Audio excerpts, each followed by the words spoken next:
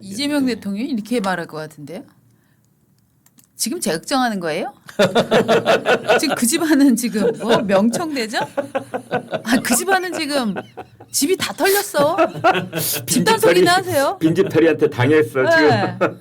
아니 우리 집은 지금 이 집에서 요거 저 무슨 뭐야 금고 이거 누가 가져갈까 이런 걸로 쌓는다면 당신 집은 완전 개 털렸어라고 말할 것 같은데요.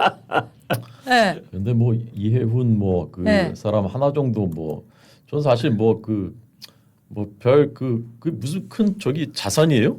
저희 집에 그분이? 아니요, 저는 이것이 가져오는 상징성은 매우 크다고 생각하고 네, 네. 청년층을 전 어제도 얘기했지만 저는 청년 정치인 몇 명 업어갈 것이다. 저는 그렇게 봅니다. 청년 정치인을. 네, 국힘의 보수 쪽에서 네. 제가 계속 얘기하는 게 뭐냐. 자, 이재명 측에서 데려간 사람이 초기에는 퇴직자 중심이었습니다. 그래서 뭐 정규재 씨나 뭐 이런 분들 당직을 갖고 있지 않은. 그다음에 이제 여성을 공략했습니다. 이현 씨 같은 경우에는 본인의 능력에 비해서 대우를 못 받았다. 이 당 자체가 남성 중심의 당이었고 경상도 중심의 당이었고 나는 대우 못 받았다. TK 중심 당이었고 뭐 그런 생각을 갖고 있던 분 중에 하나라고 저는 보는데. 자, 그럼 이제 남은 게 뭡니까? 메이저에서 남은 거는 노인, 여성, 그다음에 청년이거든요. 저는 대통령이 얘기를 했어요. 파란색을 좋아하는 사람이 권력을 잡았다고 해서 다 파란색으로 가야 되느냐.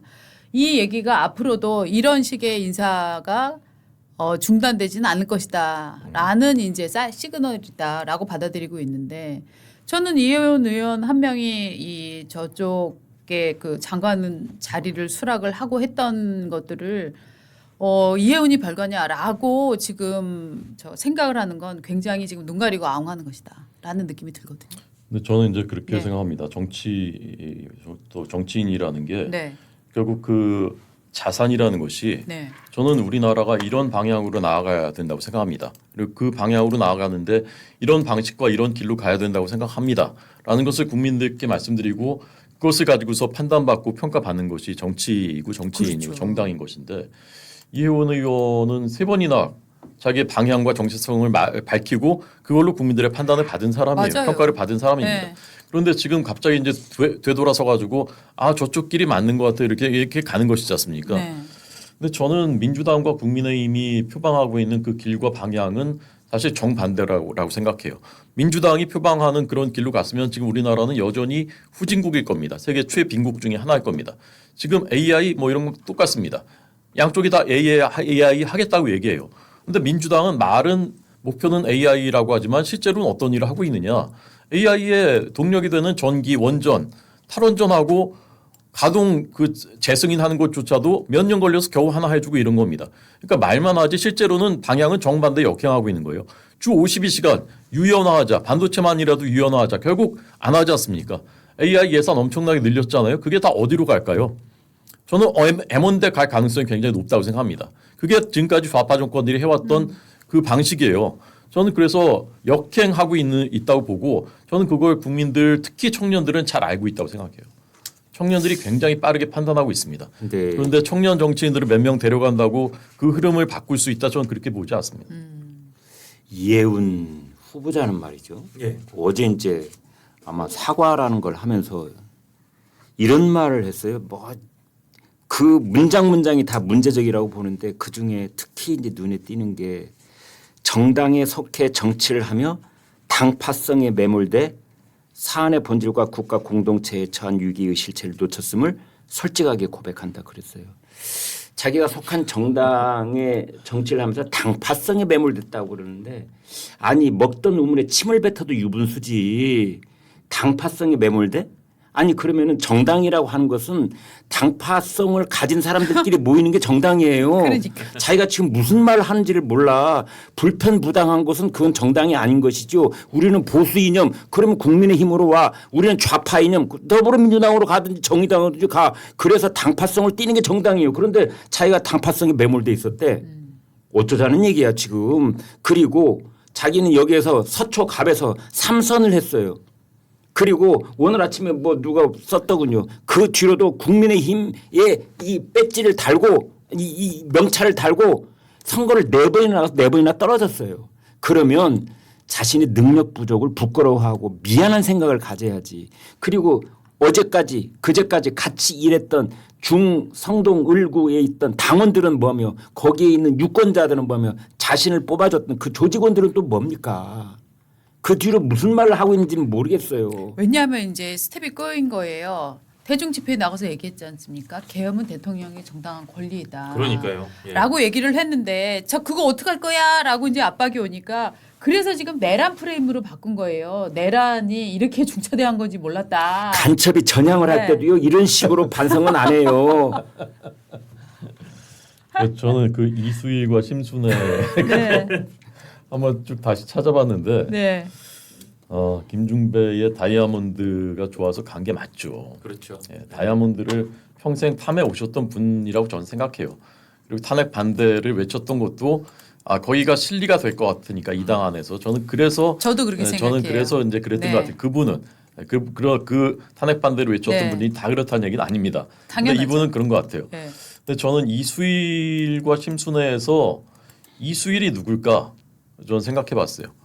저는 이수일이 국민의힘이라고 생각하지 않아요. 저는 이수일은 국민이다, 국민. 국민. 바른 길로 가고자 하고 국가 발전하기를 염원하시는 국민이다. 근데 이제 그걸 배신하고 김중배 다이아몬드로 팔려간 그런 심순애도 있고 그런 심순애도 있는 거고. 근데 그렇지 않은 심순애들이 저는 돼야 된다고 생각해요. 저희 국민의힘이. 그래서 끝까지 국민 편에 있고 국가 발전하는 방향으로 나아가고 때로는 곤궁하고 어렵고 비를 맞더라도 그렇게 가다 보면 이수일과 심순애가 마지막에 해피엔딩이더라고요. 저는 처음에 알았어요. 결국 이제 재결합해가지고 뭐 이렇게 되더라고요. 그래서 저는 그 방향으로 끝까지 나아가면 해피엔딩이 올 것이다. 그런데 이제 오늘 선우정 칼럼은 김중배보다 이수일이 더 한심했었다. 라고 지금 썼어요. 사실 선우정 논설위원이 칼럼을 참 잘 쓰는 사람이잖아요. 저 사실은 이거 보면서 많은 분들이 맞아. 왜 그놈의 심순애가 김중배 다이아몬드에 혹할 수밖에 없었는지. 그때 응? 이 격가지 얘기인데 네. 그때는 다이아 반지가 어마어마한 지금도 뭐 어마어마한 그렇죠. 물건인데 이제 이런 게 있어요. 네가 그 김중배의 다이아 반지가 그렇게 탐났단 말이냐 이랬잖아요. 허장강이라는 배우 우리 네, 기억하시는 네, 분들 알죠. 많을 예, 거예요. 기억나요. 허장강의 유명한 대사가 있어요. 김마담 이번 일만 잘 된다면 그까지 다이아 반지가 문제겠소. 이런 게 있어요. 예, 그만큼 그 당시에 다이아 반지라고 하는 것은 어떤 상징 언어 역할을 한 측면이 있었거든요. 예. 갑자기 그 생각이 나지. 맞아요. 허장강 씨가 여담이지만 아마 연예인 축구 대회 하다가 심장마비로 돌아가셨나 그랬을 거예요. 그 기억이 갑자기 납니다. 이 책임론 혹은 뭐 대응 방법 뭐 이거에 대해서는 사실은 국민의힘도 사실은 중차대하게 받아들여야 된다라고 네. 하는 게 이제 여론입니다. 그러니까 선우정 의원이 이 칼럼을 쓴 것도 제목이 김중배보다 이수일이 더 한심했던 날. 맞습니다. 제목을 그렇게 달았습니다. 네, 네. 예. 그래서 자 이걸 어떻게 할 거냐, 앞으로 어떤 식으로 나아갈 거냐 국민의힘은 이걸 이제 물어보고 있는데 공교롭게 또 어저께는 그야말로 단계 논란 이거가 이제 발표가 됐습니다. 그래서 한동훈 전 국민의힘 대표의 가족들의 명의로 5개의 아이디인가요? 네. 예, 뭐 5개, 네. 2개 IP 주소 네. 뭐 그렇게 나오더라고요. 2개의 IP 주소, 즉 2군데에서 한동훈 전 대표의 가족 5명이 이제 이걸 쓴 거다라는 이제 발표를 이제 했습니다. 예. 그래서 사실 어제 굉장히 이제 뜨거웠죠. 그러니까 어제. 저희 그 이제 시청자들께서 네. 기억하시기 좋게 조금만 말씀을 드리면 작년 그냥 2024년 7월부터 11월 사이 그러니까 한 넉 달, 5달 요 사이에 한동훈 당시 국민의힘 대표의 부인, 딸, 장인 등등 이 가족의 이름으로 당시 윤석열 대통령을 비난하는 글이 당원 게시판에 올라온 거예요. 그 어떤 글이 올라왔느냐 제가 몇 가지만 예로 들어보겠습니다. 김건희 윤석열은 위장보수였냐. 딸랑딸랑 친윤파들과 술파티나 벌이고 김건희 제지 못하면 보수 망한다. 윤석열은 알코올 치매 같고 김건희는 걸레짝 같다. 이 부분은 보수 괴멸시키러 온 좌파의 트로이 목마다 등등등 있는데 그중에서 네.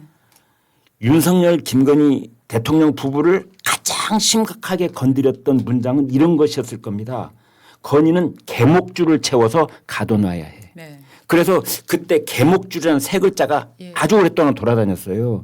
이제 이런 일이 있었는데 그러고서 이제 뭐 국면이 바뀌어가지고 한동훈 대표 물러나고 뭐 계엄국면 들어오고 이러면서 그렇죠. 이제 이건 수면하에 있다가 장동혁 대표가 오면서 이걸 다시 끄집어낸 겁니다. 네.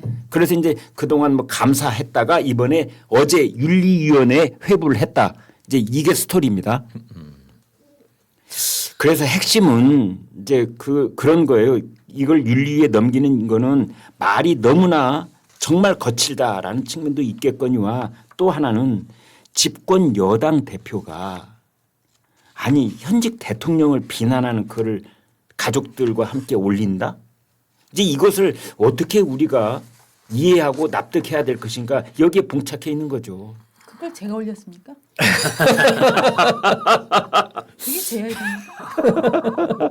라는 게 지금 사실은 약간 한동훈 대표의 입장인 것 같아요. 네. 실제로 한동훈이라는 이름으로 올라갔다고 하는 건 동명이인임이 확인됐고요. 맞습니다. 동명이인이 확인됐고 네. 지금 한동훈 전 대표 측 주장에 따르면 어제 그 당무감사에서 회부했다는 그 내용에 나온 것도 어떤 부분은 이 가족들이 이미 탈당한 이후에 뭐 이루어진 것도 있고 그래서 사실관계도 상당히 틀렸다라는 취지로 이제 반론을 펴고 있습니다. 네. 그러니까 한동훈 전 대표는 신문이나 사설을 그 옮겨서 업로드를 해놓은 것일 정도다.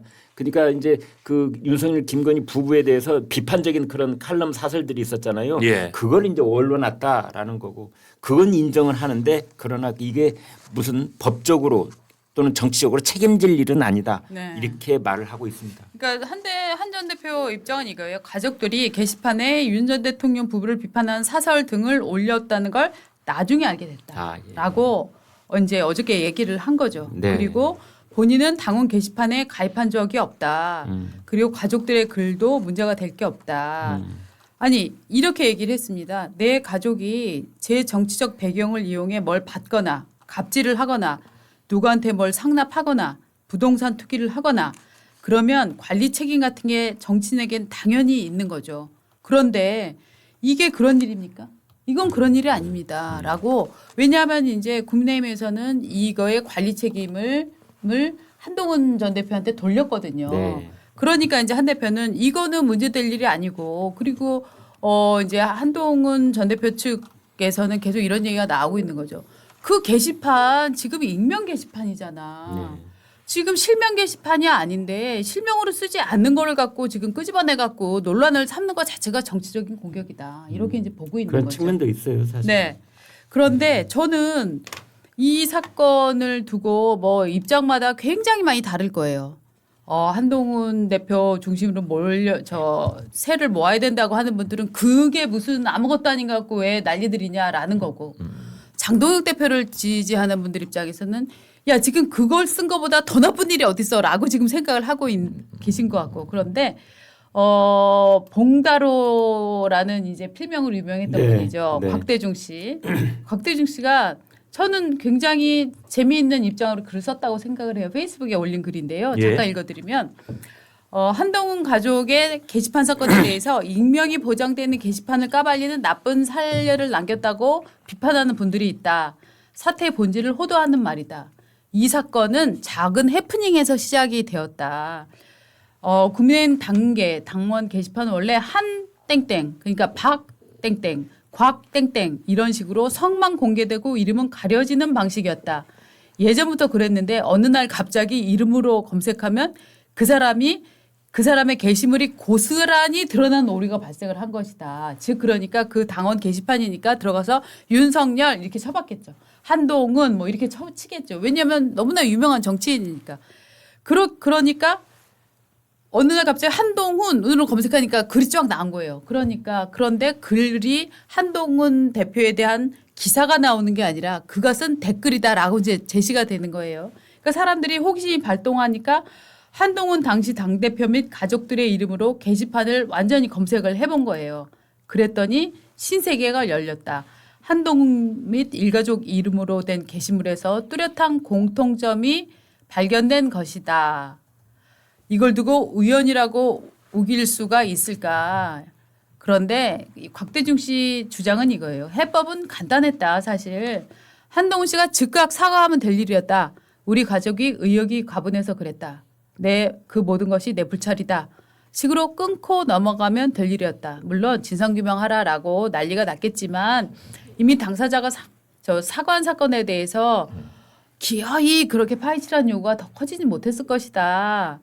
그런데 한동훈은 사과의 타이밍이 있는데 그걸 놓치고 적반하장으로 대들었다. 정치권의 이른바 정무 감각이 없었다고 본다라고 해서 장문의 글을 올렸더라고요. 네, 저는 이게 한동훈 전 대표의 정무 감각의 문제가 아니었나라는 지적에 대해서 꽤 타당하다. 네, 한 표 던질 수 있죠 우리가. 그렇죠. 네. 근데 이런 그 의견들도 있어요.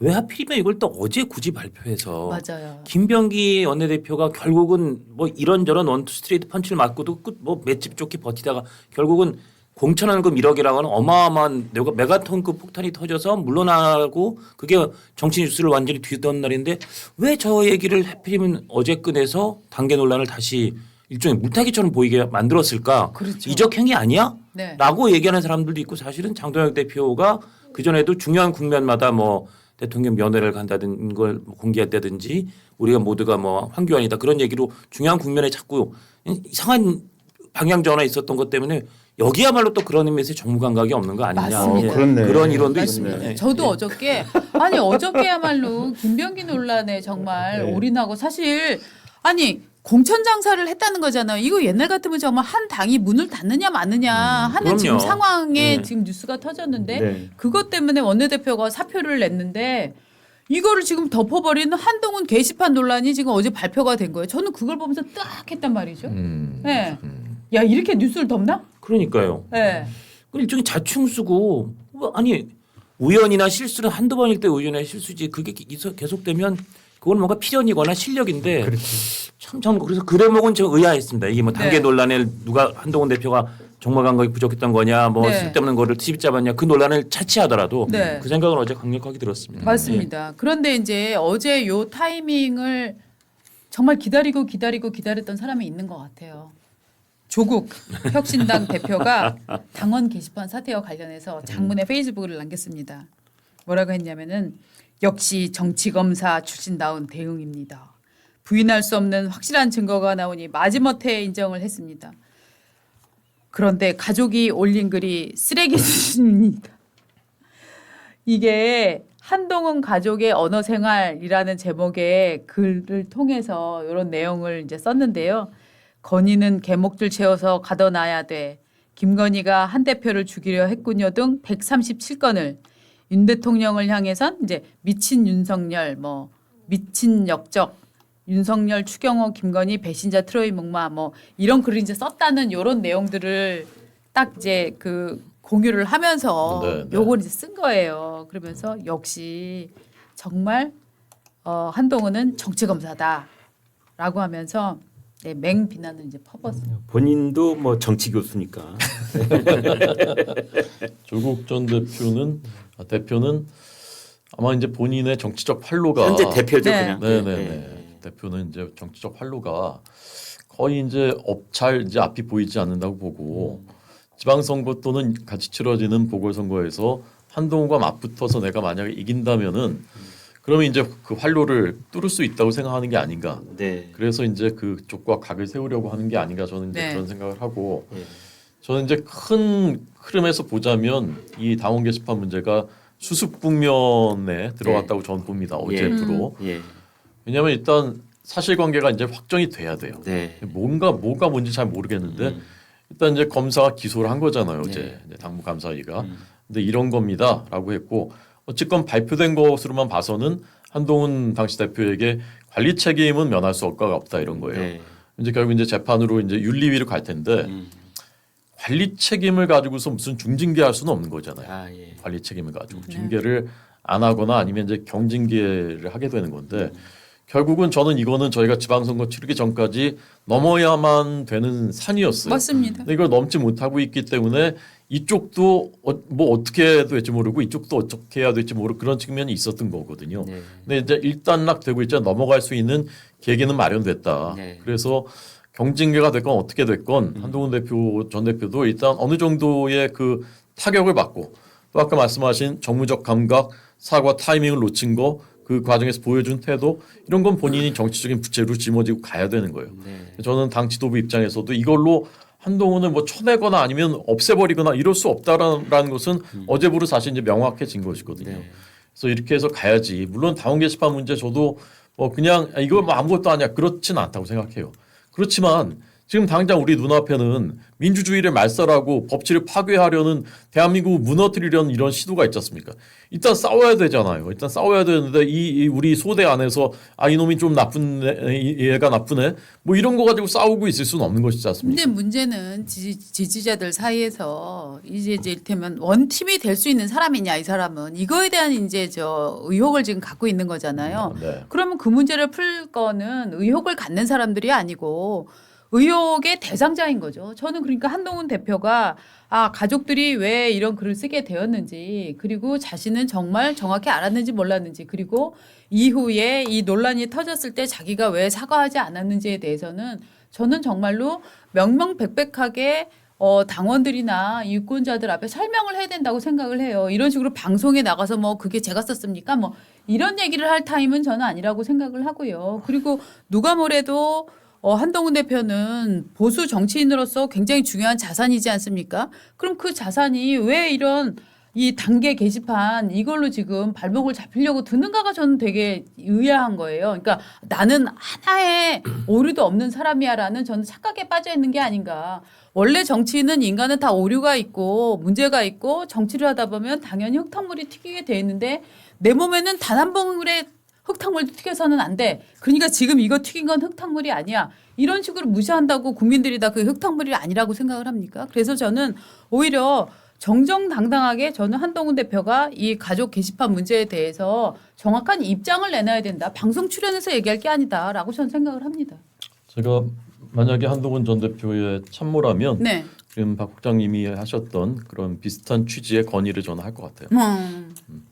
그리고 저는 반대로 한동훈 대표를 굉장히 싫어하는 분들이라고 하더라도 바로 요건 때문에 한동훈의 정치적 생명을 끊어놔야 된다라는 건 저는 굉장히 과도한 주장이라고 생각을 해요. 그래서 정말로 이 좋아하고 싫어하고의 감정을 떠나서 이런 댓글을 쓴 것이 가족들이 이런 댓글을 쓴 것이 한 정치인의 정치 생명을 끊어놓을 만한 일이냐 이걸 판단을 해야 되는 거고 가족이 그런 댓글을 쓴 거에 대해서 정치는 어떤 도덕적 사과를 해야 되는가 어떤 윤리적 책임을 져야 되는가 이걸 한번 정말 제대로 좀 물어봐야 되는 시점이 아닌가라는 생각이 듭니다. 이 말에 대한 저의 반응은 이겁니다. 이거 밖에는 뭐 다르게 뭐 덧붙일 말이 없습니다. 영감 괜찮아요. 지금이 12월인데 제가 조선일보 입사를 1985년 4월에 했습니다. 그러니까 근무 기간을 따지니까 40년 하고 약 6개월쯤 제가 조선일보에서 근무를 했습니다. 그걸 바탕으로 제가 자신 있게 말씀드릴 수 있는 것 하나는 조선일보 참 좋은 신문입니다. 조선일보 보시면은 행복하고 그리고 부자가 되실 수 있다. 저는 그런 확신을 갖고 있습니다. 그래서 지금 여기 아래 자막 나가고 있는데 구독 멤버십 신청하는데 1577-8585 번호 참 쉽죠. 1577-8585 이리 전화를 하시거나 또 카카오톡 조선일보 제보라고 하는 데 들어가서 신청을 하시면 됩니다. 이게 이제 오늘 아침 종이 신문인데요. 우리가 뉴스를 접하는 통로가 참 다양해졌습니다. TV 뉴스를 볼 수도 있고 또 뭐 유튜브 채널을 통해서도 볼 수도 있고 또 다른 인터넷을 통해서 또 뉴스를 접하기도 하고 그러는데 이 신문을 펼치면은 다른 그 디지털 공간을 통해서 뉴스를 접하는 거하고 전혀 다른 그런 방식으로 뉴스를 종합적이고 입체적이고 포괄적으로 그렇게 볼 수 있습니다. 제가 인공지능한테 물어봤습니다. 종이에 인쇄된 신문을 보는 것과 디지털 공간을 통해서 뉴스를 보는 것은 어떤 차이가 있다고 너는 생각하느냐 그랬더니 인공지능이 이런 대답을 하더군요. 종이 신문은 정원을 거닐면서 꽃 한 그루 한 그루를 관상하는 그런 것이라고 한다면 디지털 공간을 통해서 뉴스를 접하는 것은 아주 그냥 복잡하고 시끄러운 시장을 통과하면서 음식을 먹는 거랑 비슷한 거다. 이제 그런 얘기를 하는 걸 봤습니다. 지금 종이 신문은 한 달 구독료가 2만 원입니다. 이 종이 신문이 어떻게 보면 2만 원대에 여러분에게 문 앞에 매일 새벽에 서비스되는 마지막 시점을 관통하고 있는 것 아닌가 그런 생각이 들 때가 있습니다. 종이 신문, 종이로 인쇄된 그 잉크 냄새를 맡으면서 아침 신문을 포괄적이고 종합적이고 입체적으로 살펴보는, 그래서 내가 원하는 뉴스뿐만이 아니라 조선일보를 만드는 그 보도 전문가들의 그 편집자의 손길을 거쳐서 나오는 그 신문을 볼 수 있는 그런 좋은 기회라고 생각이 되어져서요. 그 말씀을 꼭 드리고 싶습니다. 유튜브를 통해서 신문을 구독한다 이렇게 말씀을 주시면은 이런 대형 벽걸이 달력 여기에 집안 식구들 생일 표시하기 좋고 또 무슨 모임 표시하기 좋은 또 음력이 다 표시되어 있는 이 대형 2026년 붉은 말의 해 벽걸이 달력 드리도록 하겠고요. 또 하나는 2만 원짜리 책 한 권 드립니다. 이 책은 하루 10분 글쓰기가 쉬워지는 신문 필사, 이 책 양장본으로요 아주 고급지게 만들었습니다. 그래서 하루에 10분씩 여기에 나와 있는 선별되어 있는 정연된 문장의 글을 필사를 하시면 저희 시청자 구독자들께서도 여기에 쓰여 있는 이 문체와 거의 비슷한 수준의 글쓰기가 가능해진다 하는 바로 이 책입니다. 시중에 지금 절찬리에 인기를 누리고 있는 이 책 바로 드리도록 하겠습니다. 그리고 신문을 구독하시면은 조선일보 멤버십 가격이 절반으로 떨어집니다. 그 전까지 말씀을 드렸습니다.